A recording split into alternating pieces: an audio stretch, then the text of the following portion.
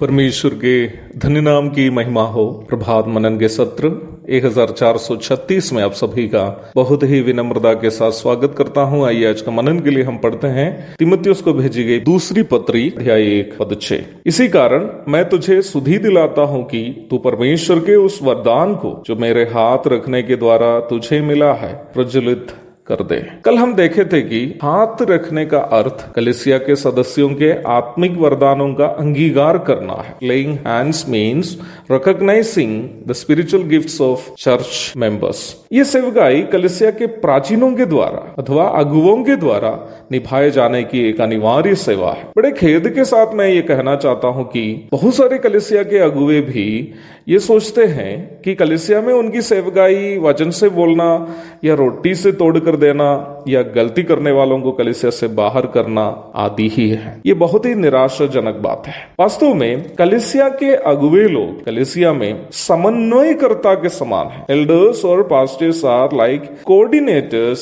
In the local churches. जैसे एक कार्यक्रम का समन्वय अथवा कोऑर्डिनेशन करने वाले लोग स्वयं सब कुछ नहीं करते हुए अथवा सभी जिम्मेदारियां स्वयं नहीं करते हुए प्रत्येक जिम्मेदारी को उसे करने की क्षमता रखने वाले अलग अलग लोगों को विभाजन करके देते हैं। वैसे ही कलीसिया की अगुवाई करने वाले लोगों को अपनी अपनी कलीसिया के विश्वासियों को पवित्र आत्मा के द्वारा दिए गए आत्मिक वरदानों को पहचान कर उनके आत्मिक वरदानों के अनुसार उन्हें विभिन्न सेवकाइयों को दी जानी चाहिए। इस प्रकार जब कलीसिया के सभी विश्वासी अपना अपना आत्मिक वरदानों का इस्तेमाल अगुवों की अगुवाई में करना शुरू करते हैं, तब कलीसिया प्रभु के पवित्रता की परिपूर्णता की ओर बढ़ने लगेगी।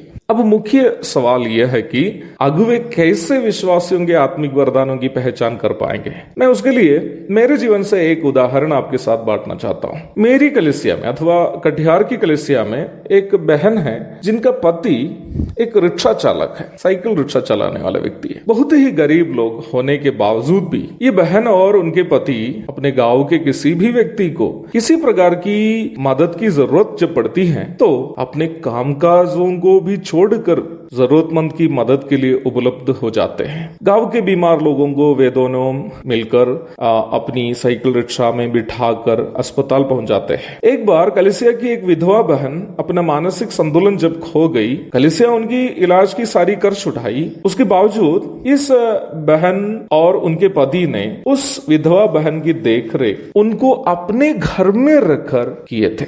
इन बातों को देखकर मुझे ये बात समझ में आई कि निम्न बहन को मदद करने तथा दूसरों की सेवा करने का वरदान है। जब मैं और मेरी पत्नी अनाथ बच्चों के लिए चिल्ड्रंस होम खोलने के संबंध में सोच रहे थे, प्रभु ने इस बहन की बात मेरे मन में डाली। मैंने इस बहन को एक दिन मेरे घर में बुलवाया और उनसे पूछा, सिस्टर, क्या आप चिल्ड्रंस होम में अनाथ बच्चों की सेवा में सहभागी होना चाहती है? बड़ी खुशी के साथ उन्होंने मुझसे इस प्रकार बोली, ब्रदर, पिछले कई दिनों से मैं प्रभु से ये प्रार्थना करते आ रही हूँ कि प्रभु आपकी सेवा में मुझे भी कुछ करने का मौका दीजिए। और उन्होंने आगे इस प्रकार कहा कि बच्चों के बीच में सेवा करने के लिए जो अवसर अभी मुझे मिला है, ये प्रभु से मेरी प्रार्थना का जवाब है। मैं आपसे कहना चाहता हूँ कि चिल्ड्रंस होम की शुरुआती समयों में निम्न बहन के द्वारा की गई सेवकाइयां उस सेवा के लिए बहुत ही आशीषमय रही है।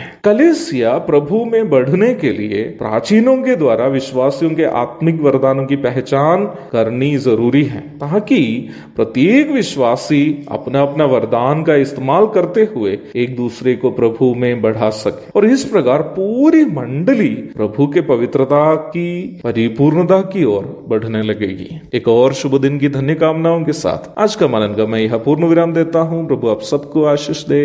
आमीन।